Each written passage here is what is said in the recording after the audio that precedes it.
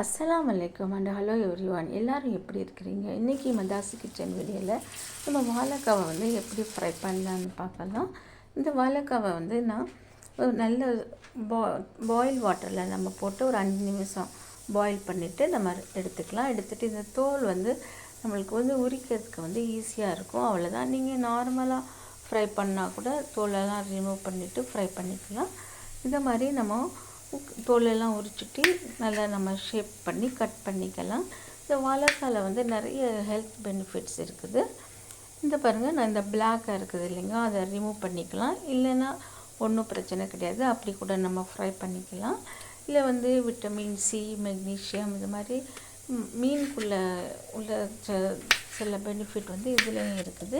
அதனால் நம்ம குழந்தைங்களுக்கு கூட இதை வந்து நம்ம வெஜிடேரியன் சாப்பிட மாட்டாங்க இல்லைங்களா, அது நம்ம ஈஸியாக கொடுத்துடலாம் ஃப்ரை பண்ணி.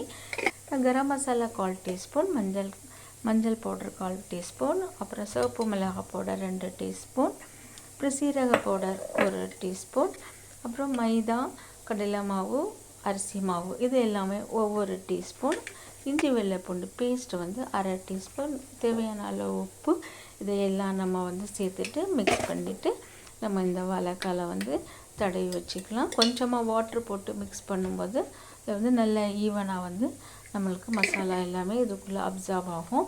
நீங்கள் வந்து ட்ரையாக வந்து தடவும் போது மசாலா எல்லாமே நம்மளுக்கு வந்து அவ்வளோ நல்லா ஒட்டாததுனால கொஞ்சமாக தண்ணி ஆட் பண்ணிவிட்டு நம்ம மிக்ஸ் பண்ணிக்கலாம். மிக்ஸ் பண்ணிவிட்டு ஒரு 1/2 மணி நேரம் நம்ம வச்சுட்டு இதை வந்து நம்ம ஃப்ரை பண்ணி எடுத்துக்கலாம். இதை வந்து நம்ம எந்த குழம்பு கூட நம்ம காரக்குழம்பு இருக்காட்டும், இல்லைன்னா சாம்பார் சாதம், இது மாதிரி எது கூடயும் நம்ம இதை சாப்பிட்லாம்.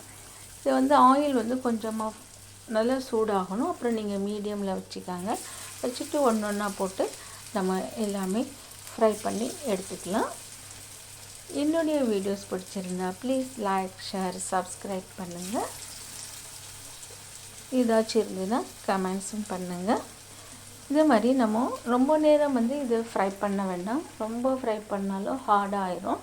நீங்கள் வந்து மீடியம் ஃப்ளேமில் வச்சுட்டு ஒரு 3 நிமிஷம், இல்லைன்னா உங்களுக்கே தெரியும் கரெக்டாக அந்த டைமில் நம்ம வந்து இதை ஃப்ரை பண்ணி நம்ம எடுத்துக்கலாம்.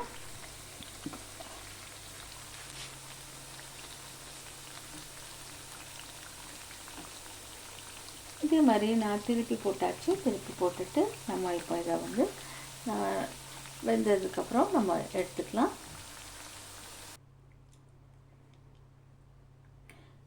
வீடியோ பிடிச்சிருந்தா ப்ளீஸ்